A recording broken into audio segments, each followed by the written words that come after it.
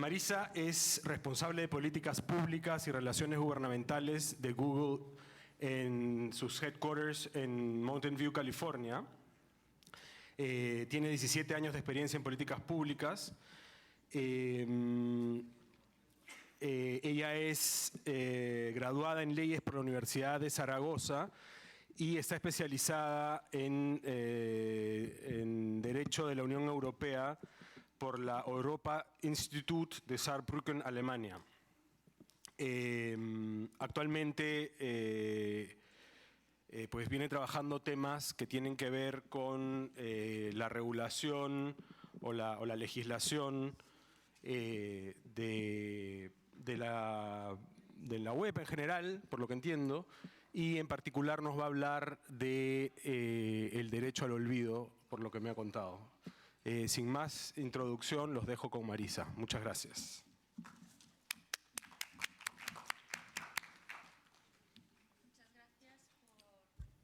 Muchas gracias por la amable presentación y sobre todo por la invitación de la SIP para Google. Es, como hemos dicho esta mañana, un gran honor estar aquí y desde luego las conversaciones y las presentaciones que se han hecho son muy interesantes para nosotros. Creo que nosotros siempre creemos en la colaboración, en hablar con otras industrias y desde luego les reitero las gracias por la oportunidad que nos brindan. Hoy me gustaría, por cierto, quería también recalcar que yo no soy la responsable de todas las políticas públicas de Google, soy la responsable de políticas públicas en privacidad y en publicidad también.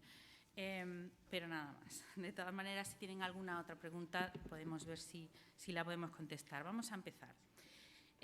Este mes de julio, un tribunal en Japón nos comunicó que uno de sus ciudadanos, un ciudadano japonés, había pedido la eliminación de un enlace de Google a una noticia. Y esta noticia estaba relacionada con una condena a este hombre. El tribunal consideró que el delito que había cometido era un delito menor y que no tenía ningún interés público, no tenía ningún interés para los ciudadanos del país y además era un delito que había ocurrido hacía 3 años. Y ustedes se pueden preguntar, bueno, entonces, por esa circunstancia nos pidió que elimináramos ese link en Japón. Ustedes pueden preguntarse, bueno, ¿y de qué delito menor se trataba? Pues, señoras y señores, se trataba del abuso sexual infantil. Claro, esto pueden decir, esto es un caso extremo. Pues en realidad sí que lo es. Sin embargo, sí que ya muestra la tensión que existe en todo el mundo entre lo que se llama derecho a la libertad de expresión y el derecho a la privacidad. Y cuando hablamos de derecho a la libertad de expresión, y ustedes lo saben mejor que nadie, también incluye el derecho a impartir, a difundir información, pero también a recibir información. Este es un debate que en muchas partes del mundo se conoce como el debate del derecho al olvido. Podríamos discutir si existe verdaderamente un derecho al olvido. Desde luego en Europa existe un derecho fundamental a la privacidad, como existe el derecho fundamental a la libertad de expresión. Pero ¿existe en realidad el derecho al olvido o es el derecho al olvido un eslogan meramente político? Veremos un poco qué significa en los próximos minutos. Como hemos dicho antes, el derecho al olvido se ha cuestionado, incluso el relator, el señor Lanza, relator de la Comisión Interamericana de Derechos Humanos, ha dicho, bueno, esto no existe. Ciertamente el Consejo de Europa, que ha debatido estos temas y ha debatido el derecho al olvido, a la vez que lo hizo las instituciones europeas, dijo, no existe el derecho al olvido. El derecho al olvido no se reconoce en la Convención 108 de privacidad. Pero una vez, digamos que vamos a abordar la problemática, sea un derecho o no, desde luego a nosotros nos importa y nos importa muy mucho. ¿Por qué? Porque estamos hablando de información, estamos hablando de restringir la información, de restringir contenidos o el acceso a los contenidos. Google es muchas cosas, pero una de ellas es un motor de búsqueda y nuestra misión está clara. Organizamos la información y la hacemos universalmente accesible. Claro, para nosotros consideramos que la libertad de expresión es acceso al conocimiento, acceso a la información, y eso es bueno para todos. Pero claro, esto no solamente lo dicen unos, como decimos nosotros, unos nerds o unos geeks del Silicon Valley. Faltaría más. Esto es fundamental para todos y es la Declaración de Derechos Humanos, que ha dicho que todo ciudadano, todo individuo tiene el derecho a buscar, recibir e impartir información con independencia de los medios y sin consideración de fronteras. Pero claro, admitimos que no es fácil. Yo les he presentado un caso muy, muy extremo. Por cada caso que hay como este señor japonés, por un delito de abuso sexual infantil, o de un político que quiere borrar su mala gestión, y los ha habido muchos, o de un médico que quiere esconder sus malas prácticas profesionales, existen muchos otros casos con los que tenemos que ver día a día. Por ejemplo, el de la maestra que no puede encontrar trabajo porque hace 10 años hizo un comentario absurdo, quizá inapropiado, quizá no pertinente, pero ese comentario le sigue persiguiendo cada día porque lo comentó en una red social.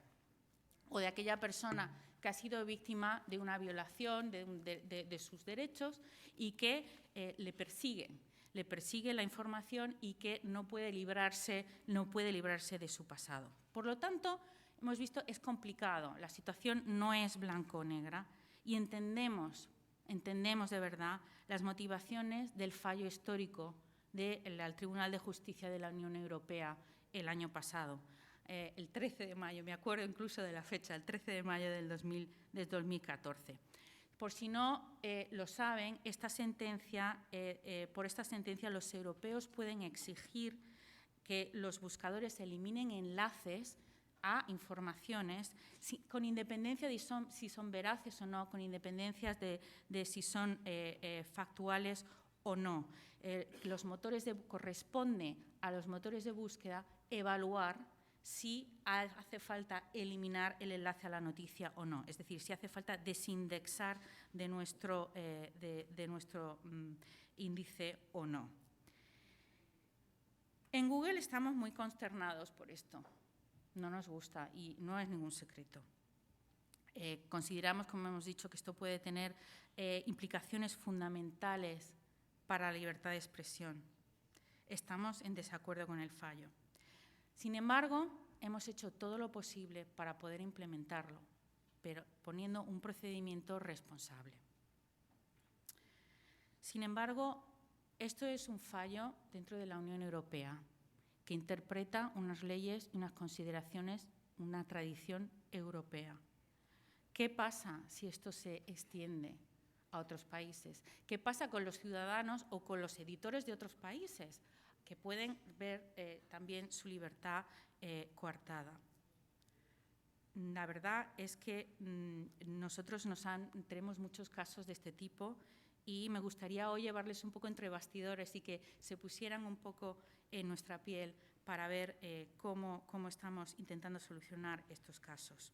Son ustedes un grupo muy interesante, claro, son los medios de la prensa, dentro de los medios de comunicación. Son muy a menudo sus historias, son las historias que ustedes escriben las que nos piden que escondamos, que digamos pongamos oscuridad a estas noticias. Sin embargo, son también ustedes un grupo muy interesante porque vienen por la geografía de donde vienen.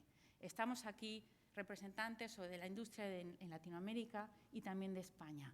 Por un lado, en Latinoamérica hemos visto que los tribunales una y otra vez están en contra del derecho al olvido, no reconocen el derecho al olvido.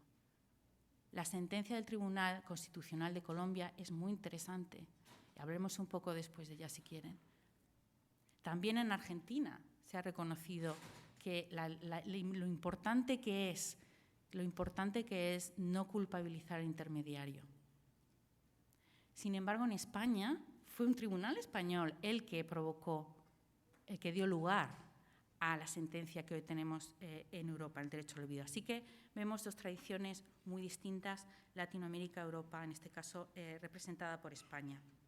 Estoy muy interesada, tenemos mucho interés en conocer lo que piensan y me gustaría, por tanto, ponerle algunos casos. En primer lugar, Y veo que ya se me ha parado.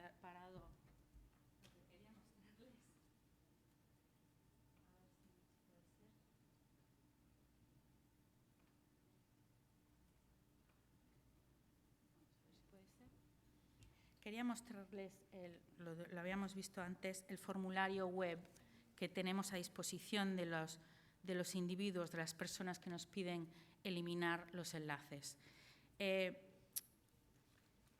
Y ustedes verán, es tampoco, bueno, no sé si se puede ver, pero tenemos un formulario web disponible en Europa para que la gente que quiera pues, eliminar enlaces pues, nos den información mínima, porque tampoco podemos pedir mucha información. Este es uno de los problemas que tenemos. También para evaluar, tampoco nos pueden dar mucha información por cuestiones de derecho a la privacidad.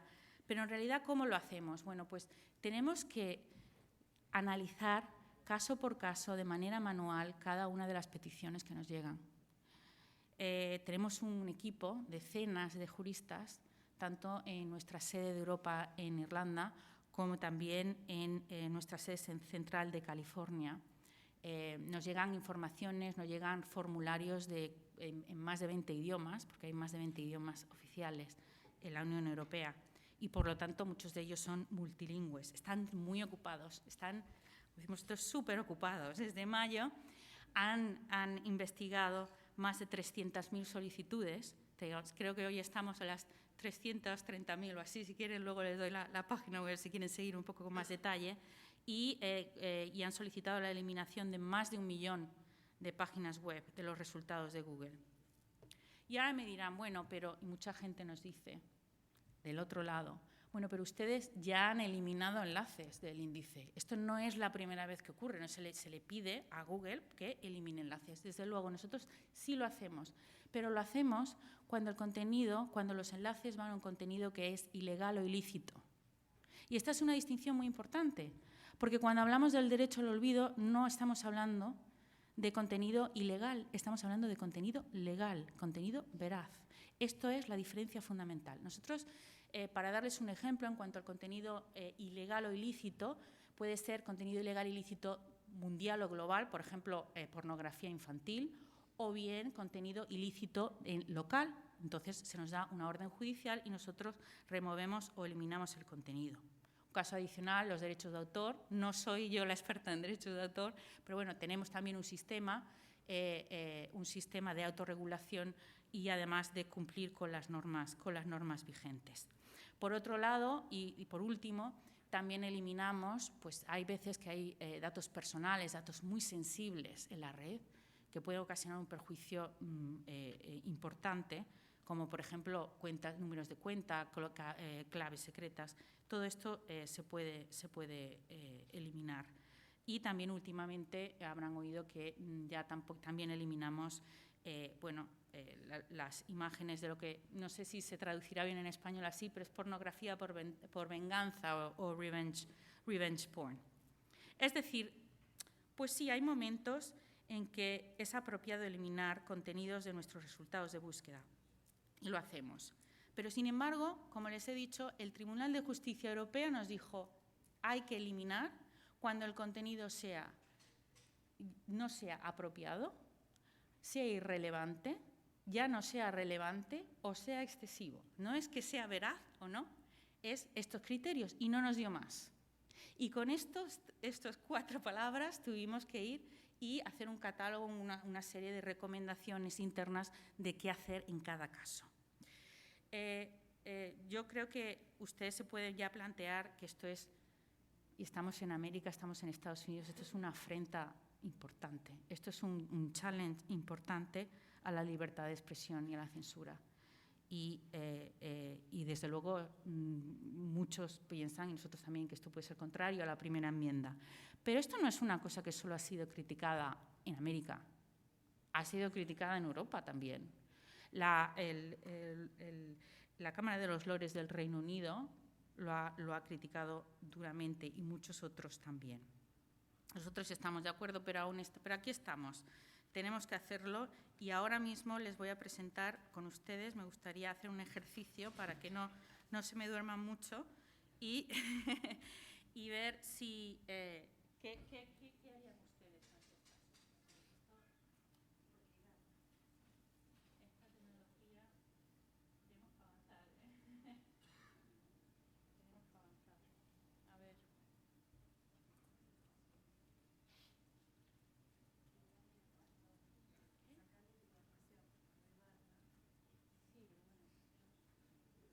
Bueno, quería presentarle un primer ejemplo.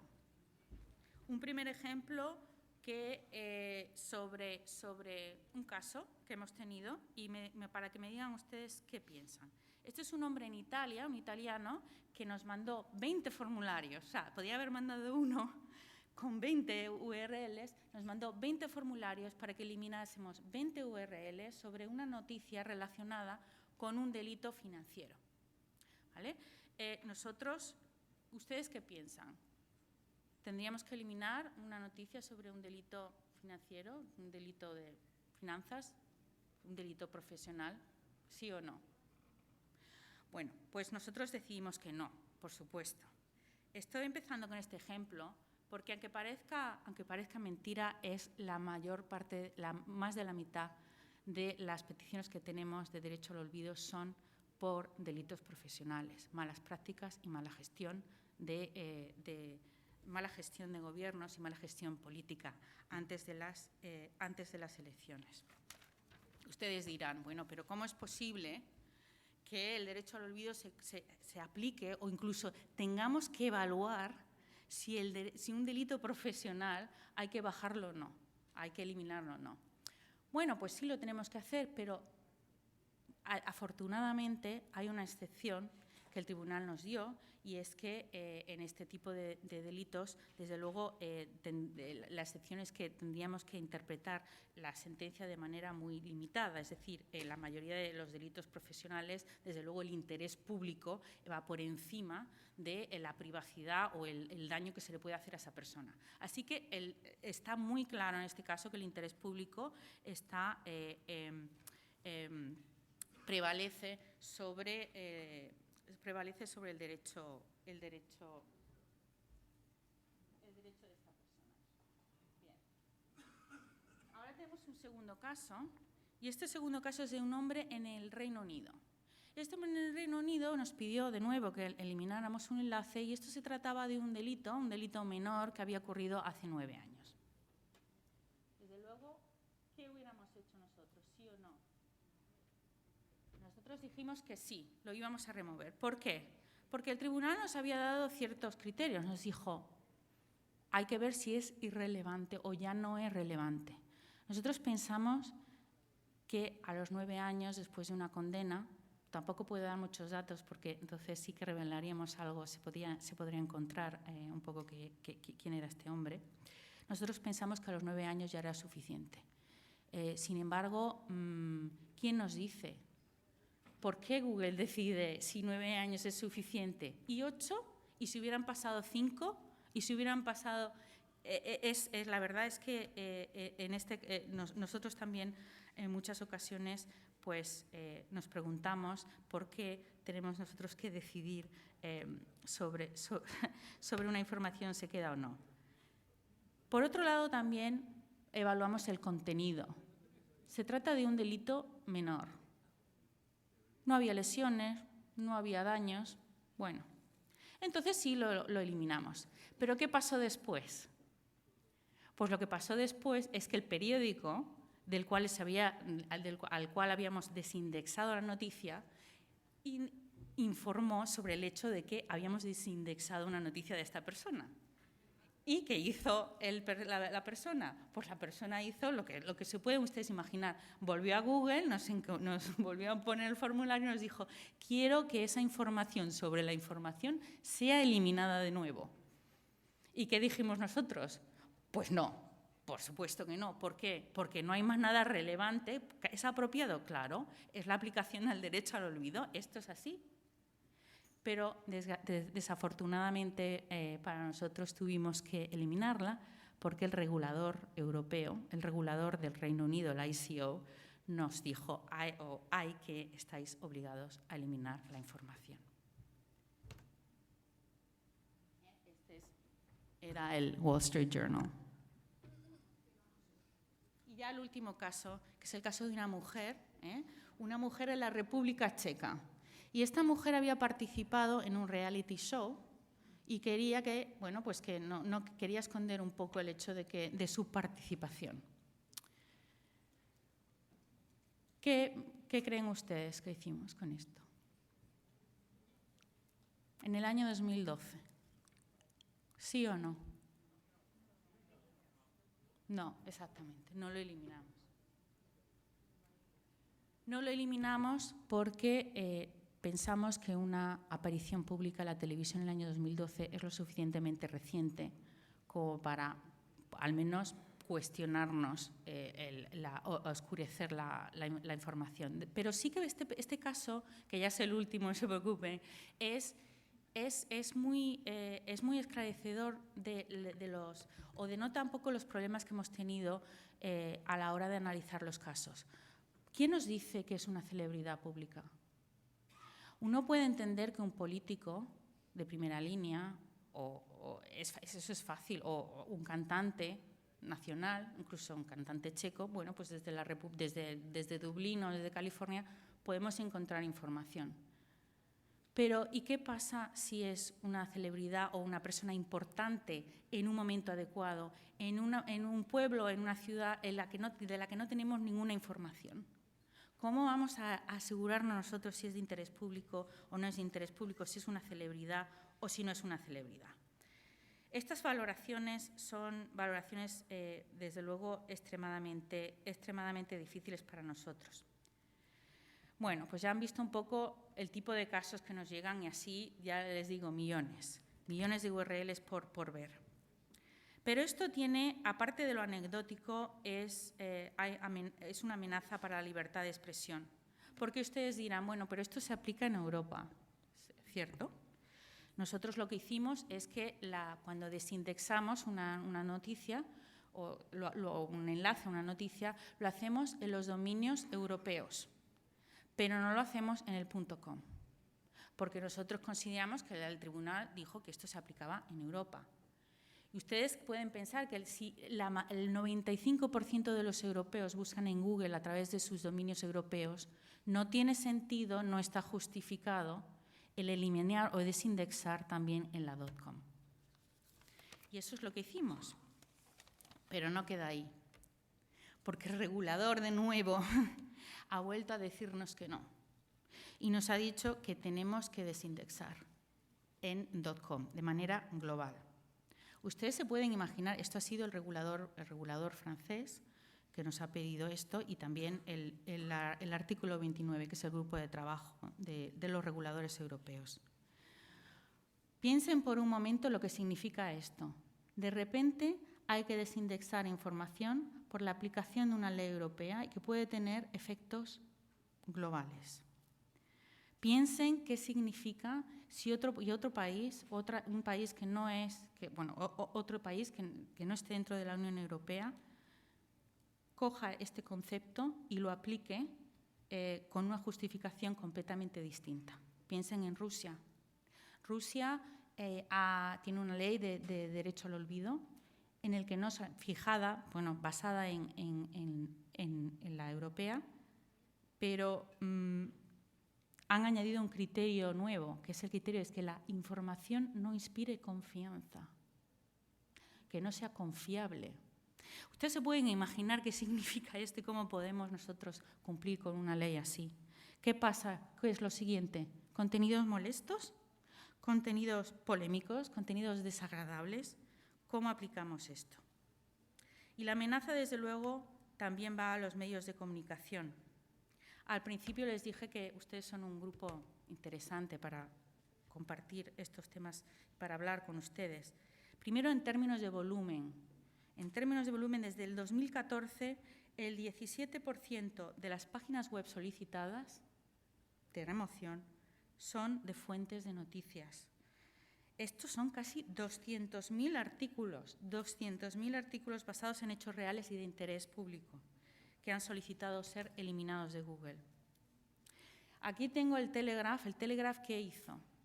El Telegraph dijo, bien, Pues nosotros vamos a hacer una lista de todos los artículos a los cuales se han eliminado los enlaces de Google por la sentencia o por el cumplimiento del derecho al olvido. Nos parece bien. Pero ojo, creo que la posibilidad de continuar con estos informes tiene los días contados. Los reguladores de la Unión Europea de nuevo nos han pedido que no informemos a los medios de prensa, que no informemos a los editores. Es decir, si alguien me pide que que desindexe de una noticia, yo no le puedo decir al Telegraph, te vamos a desindexar esta noticia. Desde luego no le voy a decir, mire, que Marisa Jiménez me ha pedido que desindexe la noticia sobre la conferencia. Le daré el link a la noticia, no la persona que me ha pedido que lo elimine. Nos han pedido que no lo hagamos. Desde luego lo seguimos haciendo, pero esto puede convertirse en ley y hay una presión muy fuerte para que no haya comunicación con el editor, para que no haya comunicación con el publisher. Para nosotros esto nos parece un tema fundamental. La transparencia es fundamental. Siempre que hemos eliminado, siempre dentro de lo posible y de lo justificable, siempre hemos informado al editor, porque el editor puede tomar la decisión. Yo le digo, yo le doy la información y usted puede decirme, yo no estoy de acuerdo, Google, o quizá podía haber un procedimiento en el que se participara, un procedimiento de autorregulación quizás, en el que las partes pudieran determinar cómo resolver el conflicto y sobre todo la labor de los reguladores, que para eso están. No, sin embargo, no. Somos nosotros los que tenemos que analizar y remover o eliminar sin ningún tipo de información con ustedes. Tras años y hablemos un poco de Latinoamérica, me da casi vergüenza hablar eso a ustedes de Latinoamérica, ¿no? Pero quisiera darle un poco el enfoque, que piensen un poco que, desde luego, tras años de dictaduras militares, y esta es nuestra opinión, y abusos contra los derechos humanos, hay un movimiento en toda Latinoamérica para preservar el pasado, con la intención de aprender de él. Incluso nosotros en Google tenemos varias iniciativas en este sentido, dentro del Google Cultural Institute. Y es debido a este tipo de búsqueda de la verdad que el profesor argentino Eduardo Bertoni incluso ha comparado el derecho al olvido con una afrenta a América Latina. Es decir, en Europa se habla mucho del derecho al olvido y aquí hablamos mucho del derecho a recordar. En Colombia, como les había comentado antes, el Tribunal Constitucional ha estado en contra del derecho al olvido, diciendo que en realidad es un principio que va en contra de la neutralidad de la red. Y es algo con lo que estamos de acuerdo. En Argentina también, el caso de Belén Rodríguez. Me gustaría, por tanto, y acortando un poco para terminar, que la diferencia un poco entre los tribunales, ¿no? Entre las decisiones. Por un lado, tienes el Tribunal Constitucional de Colombia, que utiliza un bisturí para solucionar un problema. El problema, les voy a explicar el problema, cuál era por si no lo conocen. Hay una señora que le pide al diario El Tiempo, nos pide a nosotros la eliminación de un link al Tiempo, por el cual, porque es una noticia sobre la posible participación de esta persona en una red de tráfico humano. Pero esta persona es exonerada y, por lo tanto, quiere una desindexación a la noticia. El Tribunal de Colombia dice, bueno, parece que es importante que las informaciones sean adecuadas y actuales. Esta persona ha sido exonerada, pero no hace falta desindexar. Hay otros medios, siempre lo ha habido. Por ejemplo, actualizar la noticia, una línea. Y eso es lo que se hizo. Entonces, claro, por un lado, como les comentaba antes, tenemos el Tribunal de Colombia que dice que actúa como si fuera, lo estábamos comentando antes, el Tribunal de Justicia actúa con un bisturí, mientras que el Tribunal de Justicia de la Unión Europea actúa como una motosierra. ¿Verdad? Por un lado, un problema puntual se soluciona con una línea en un momento determinado sin problemas. Sin embargo, el derecho al olvido en Europa es miles y miles de noticias desindexadas sin posibilidad de que los editores puedan preguntar ni cuándo, ni quién, ni por qué. En Google seguimos buscando cómo aplicar, cómo lidiar con este fallo de nuestro, digo nuestro porque he pasado 17 años en Europa y en mi casa, poner buena cara al fallo europeo. Y nuestros equipos seguirán revisando de la mejor manera posible todas las solicitudes que nos llegan todos los días a montones. Pero nos sentimos, por otro lado, también muy alentados por lo que estamos viendo en Latinoamérica. Porque mientras que en Francia o mientras que en Rusia se dirigen solo en el sentido del derecho al olvido, esperamos que sus tradiciones latinoamericanas de libertad de expresión y de memoria, de recuerdo, sean las que finalmente lideren el mundo. Muchas gracias.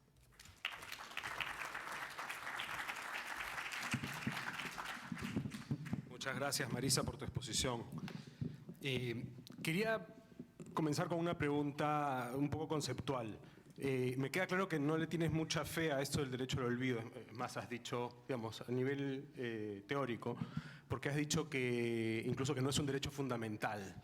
Pero yo diría más allá, o sea, es un derecho, bueno, más allá de lo que tú pienses, personalmente quiero decir, explícanos un poco cuál es el sustrato de ese supuesto derecho. Yo la verdad tengo problemas conceptuales para entenderlo, es decir, ¿qué derecho informa, qué derecho fundamental lo informa? O sea, es un desarrollo de qué derecho.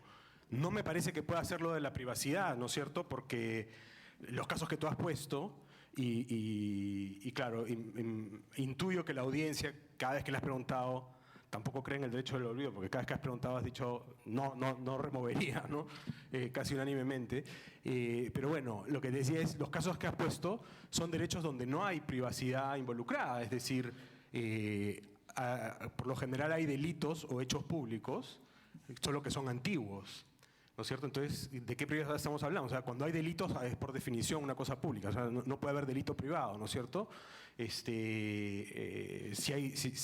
interviene el derecho penal es porque hay un interés público. Entonces, así intuyo que tiene más que ver con cosas como, entre comillas, el derecho a la resocialización, en el caso de la gente que pues, sufrió, ¿no?, condena y se quiere reinsertar en la sociedad, qué sé yo. Pero me cuesta mucho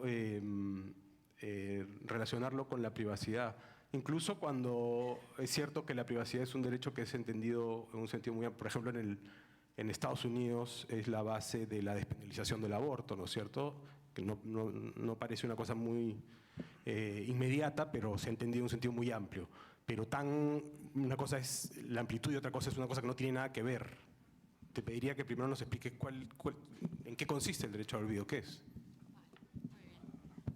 Hombre, el derecho al olvido, como hemos dicho antes, es más bien un eslogan, es un eslogan político. Pero si queremos ver hacia dónde llega, de dónde viene el derecho al olvido, en qué se sustenta, nos ponemos un poco técnicos, pero si vamos al derecho de protección de datos, es lo que se llama el derecho de oposición o de cancelación. Te lo voy a explicar, es muy fácil. Es la idea de que a veces hay datos personales míos que ya no son, bueno, que ya no son relevantes y que, por tanto, yo se los he podido dar a alguien para que los procese, pero ya no hay ningún tipo de relación más. Por ejemplo, yo tengo un servicio contigo, me mandas, te digo que me mandes un paquete a mi casa, pero ya esa transacción está hecha, no quiero que, bueno, pues quiero cambiar o quiero eliminar mis datos, no quiero que tengas mis datos. Es el derecho que se llama de oposición o cancelación. Ese es el sustrato fundamental. Pero claro, esto ha derivado también en qué significa el derecho de oposición o cancelación en el ámbito digital, cuando hay muchos de nuestros datos que, por ejemplo, que tiene Google o que tienen otros. ¿Qué significa esto? ¿Qué tipo de control puede tener una persona con respecto a esos datos? Esa es la filosofía del derecho, digamos, el inicio del derecho al olvido empieza ahí. Uno de los problemas fundamentales que tiene la tensión entre el derecho a la libertad de expresión y el derecho a la privacidad es que cuando uno habla de desarrollo legislativo, porque claro, uno puede tener los derechos, son derechos fundamentales, pero luego hay que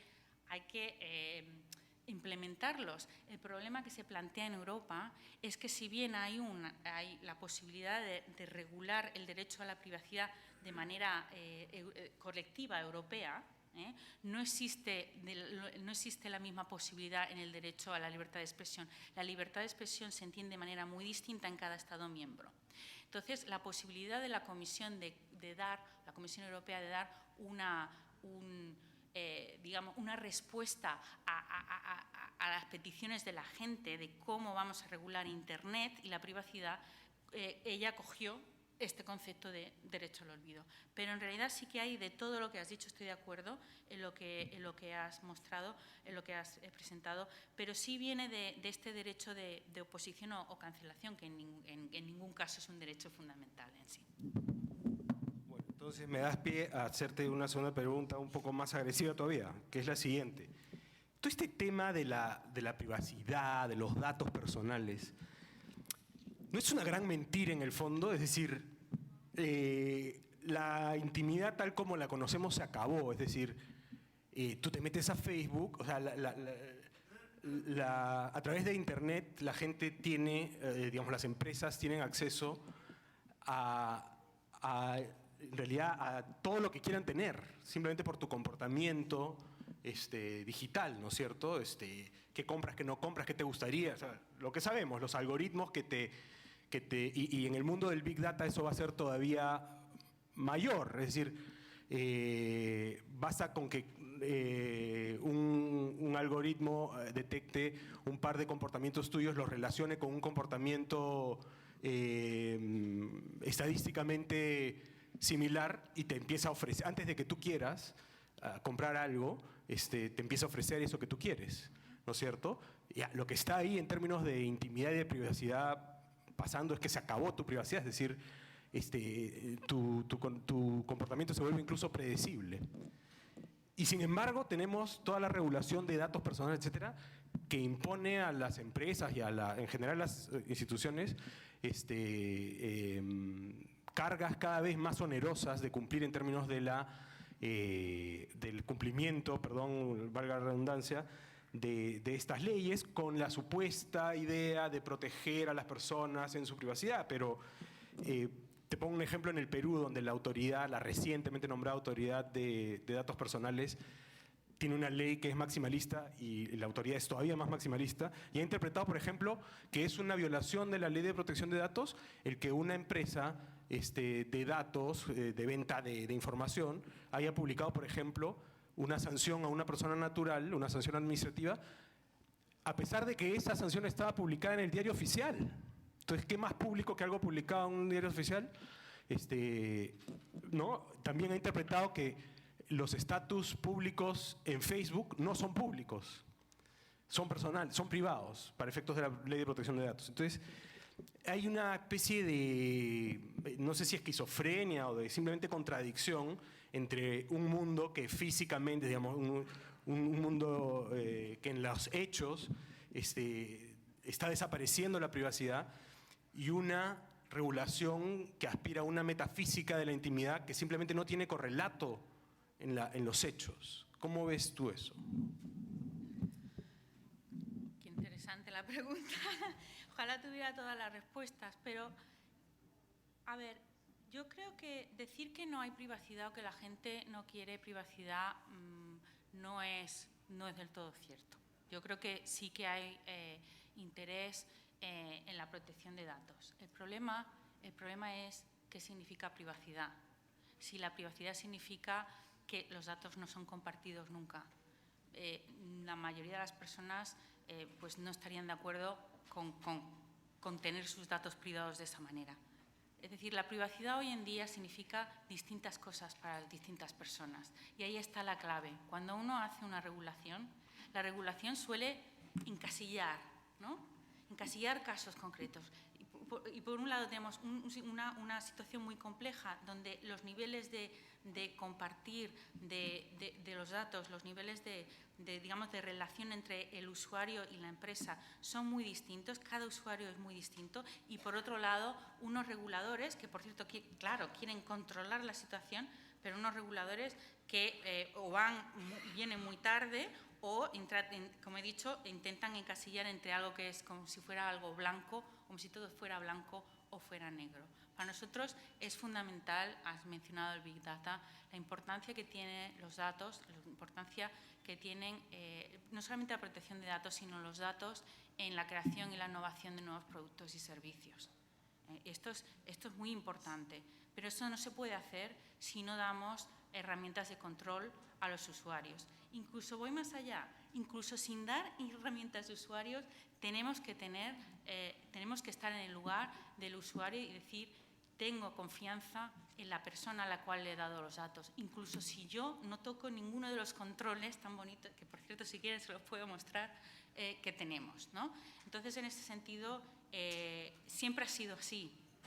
La tecnología siempre ha ido por delante del regulador. Pero sí que nos preocupa un poco la influencia que tienen ciertos regímenes de protección de datos, no sé si llamarlos maximalistas, en otras partes del mundo, y que quizá tendríamos que enfocarnos más hacia la responsabilidad de la empresa y menos hacia leyes que quizá no se puedan aplicar, que son maximalistas en el sentido de que están muy bien en teoría, pero son muy difíciles de poner en la práctica. Nosotros lo que queremos es una protección de datos eficiente. Bueno, yo había dicho que se acabó la intimidad tal como la conocemos, no que la gente no quiera tener privacidad. Pero bueno, una última pregunta mía antes de pasar al público. No lo has dicho exactamente así, pero creo interpretar de lo que tú dijiste citando la sentencia del Tribunal Constitucional de Colombia, que de alguna manera el derecho al olvido aplicado, digamos, constituye una especie de censura, ¿no?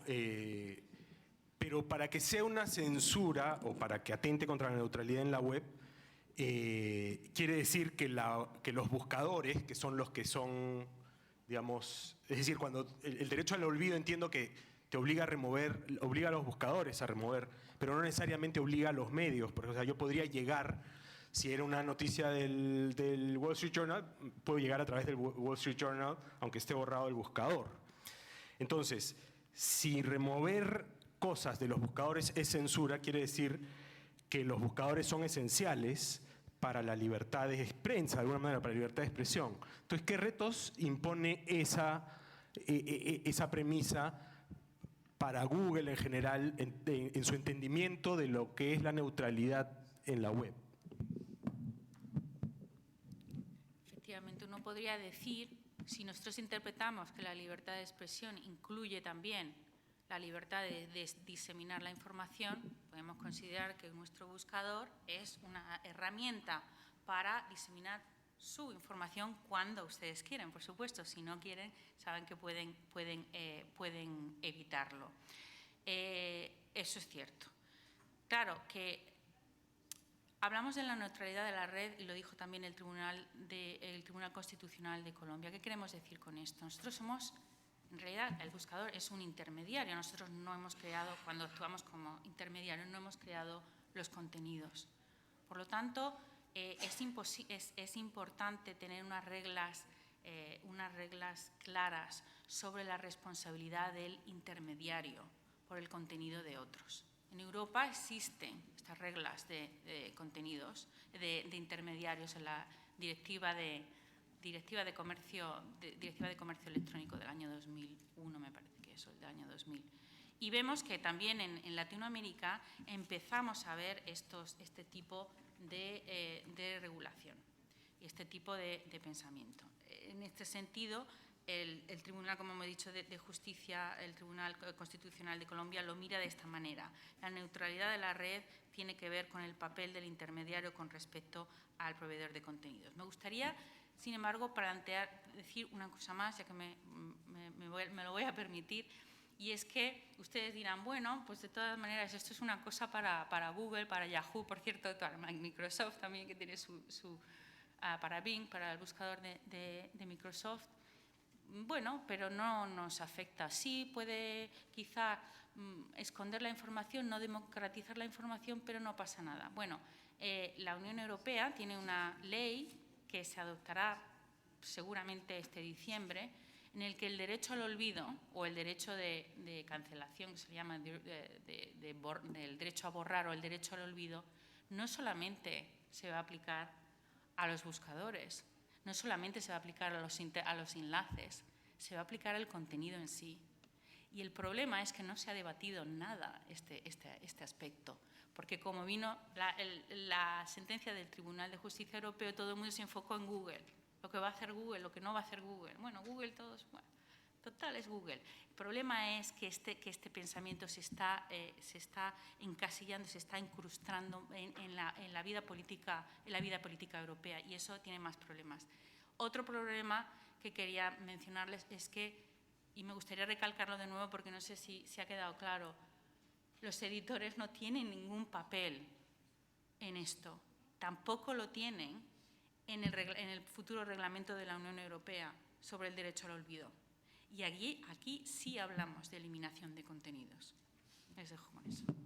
Sí, que me parece que, digamos, con los criterios que ha dado el Tribunal Europeo como inapropiado o excesivo, es como cualquier cosa, ¿no? Van a eliminar contenidos diciendo que son inapropiados o excesivos según quién.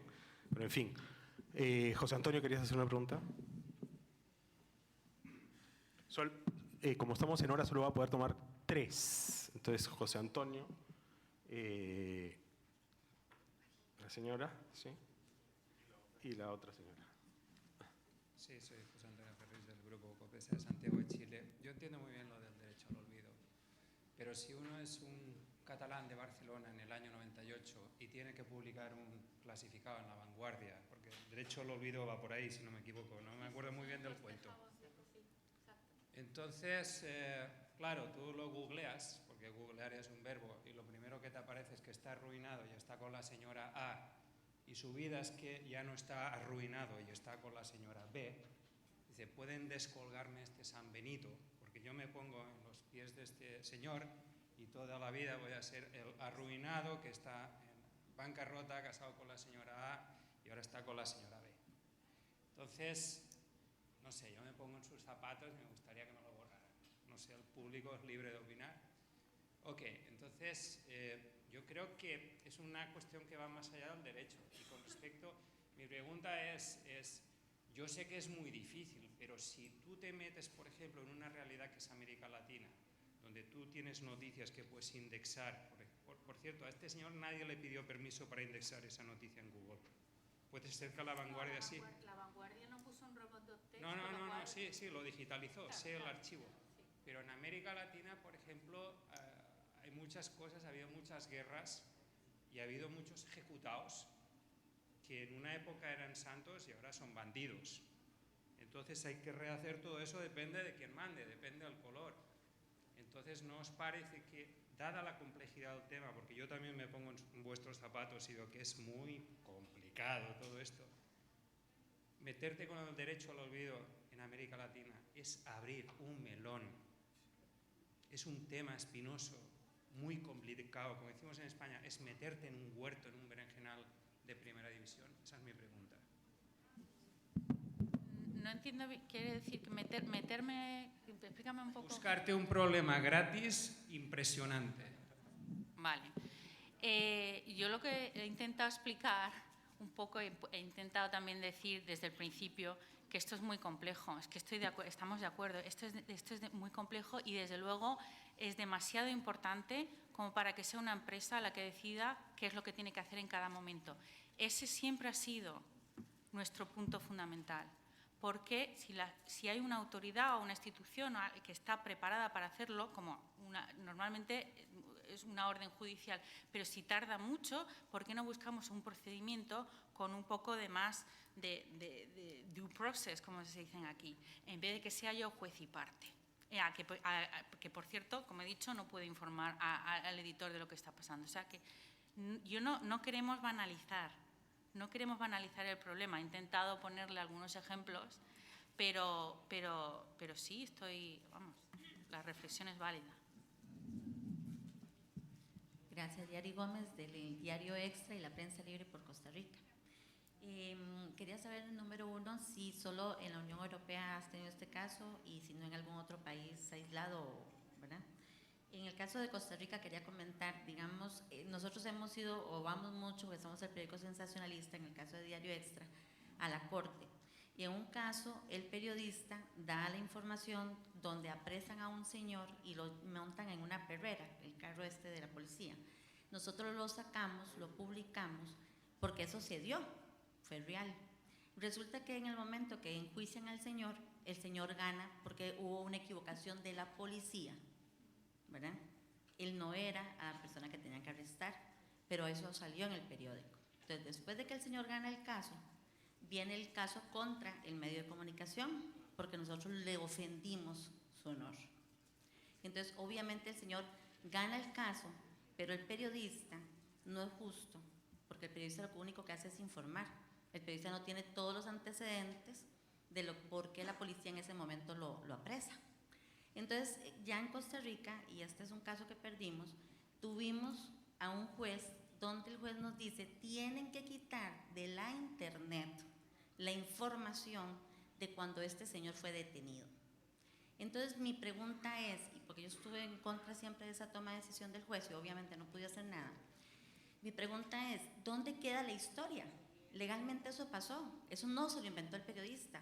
La misma fuente de información que es la policía, que es una fuente totalmente veraz, no sirvió para nada. Entonces también mi otra pregunta es, ¿dónde va a quedar la historia? Hace muchos años quedaban en los libros, en los periódicos, en las bibliotecas. Actualmente ya nadie va casi a la biblioteca y todo el mundo busca el famoso Google. Entonces, cuando usted está estudiando leyes y un profesor le dice, estudiese tal caso para ver el porqué y hacer mejores licenciados, ¿verdad?, en Derecho, resulta que no va a tener ese muchacho la forma de llegar a ver por qué en ese periódico tuvo que aclararse de que el fulano quedó libre, ¿verdad?, el sujeto, o sea, nunca va a saber por qué se detuvo, ¿verdad? Entonces, esas son cosas que quedan ya de un vacío histórico. Eso es lo que a mí me preocupa. Sí, por favor, tenemos que terminar. Sí, es más bien un comentario. Tampoco puedo comentar sobre el derecho de Costa Rica, pero desde luego sí plantea situaciones muy parecidas a las que hemos debatido. Sí. Hola, buenas tardes. Había una pregunta allá perdón. primero. Sí. Okay. Hola, muchas gracias. Julia Rodríguez Larreta, del País, de Uruguay. Mi pregunta es muy concreta.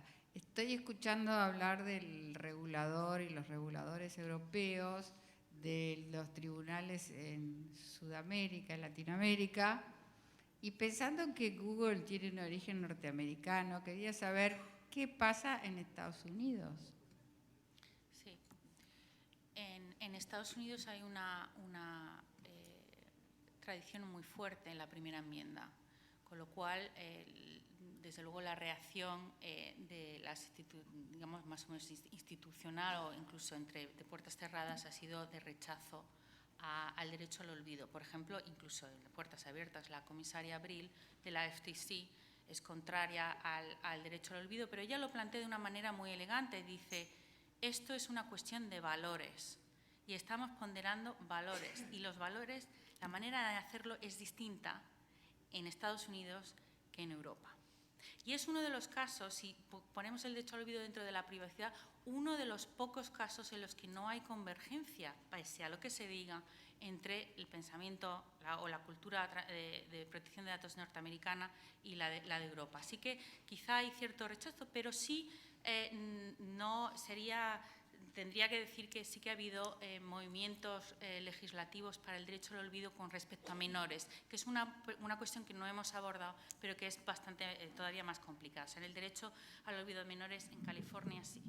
Para poder cumplir con todas las preguntas, les voy a pedir entonces que haga una pregunta muy breve, uno cada uno, y después Marisa responde las tres. ¿Les parece? Para que puedan preguntar todos. Perfecto, cortita. Hoy nos enteramos que Vargas Llosa en Twitter no es Vargas Llosa. La pregunta es, ¿qué política tiene Google en relación a los apócrifos, ¿no? Todos los blogs que tal vez se arman apócrifos, si se bajan o no.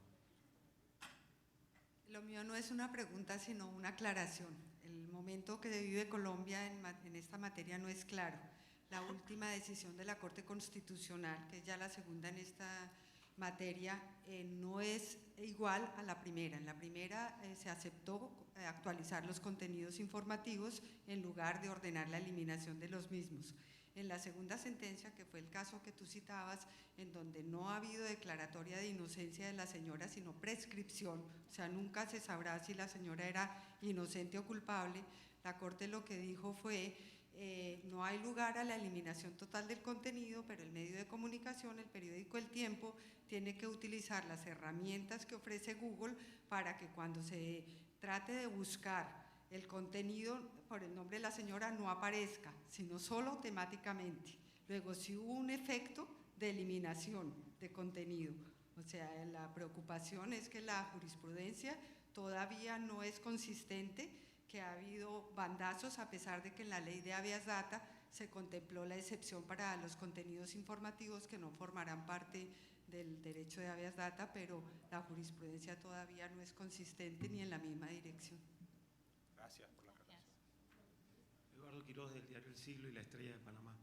Una pregunta, y sé que esto es más una opinión, lo que le estoy pidiendo, pero me interesa a propósito de que es una estudiosa sobre esta materia, tratar de proyectar en el futuro. A la luz de esa decisión o de la visión de la Unión Europea sobre esto, ¿usted vería la posibilidad de un fallo en el futuro en el que ordenen que se elimine o se arranque la página de un periódico en las hemerotecas en función del derecho al olvido? Interesante. Esperemos que no. Pero no lo sé. Yo desde luego yo supongo que arrancar físicamente no, pero si vemos lo que estamos viendo en Europa con la posibilidad de eliminar contenidos, no sería tan fácil negarlo. Es decir, yo no creo que sea automáticamente un no. Sería, pues quizás. Eso es mi opinión personal, viendo cómo está el panorama. Muchísimas gracias por la aclaración de Colombia. No. Y los apócrifos, con respecto al derecho al olvido, hoy en día no. Supongo que si hay un perjuicio, lo hemos visto antes, si hay un perjuicio pues se podría ver, pero con respecto, de acuerdo al derecho al olvido, no tiene nada que ver de momento, ¿no? No, pero te preguntaba qué política tiene Google cuando descubre cosas apócrifas. Depende, si nos dan la noticia veremos lo que hacemos. Yo no puedo darte la respuesta si automáticamente lo quitamos o no, dependen muchos factores, pero si quiere lo podemos ver en otra ocasión. Gracias. Ok, muchas gracias a todos ustedes y muchas gracias a Marisa por su presentación. Muchas gracias.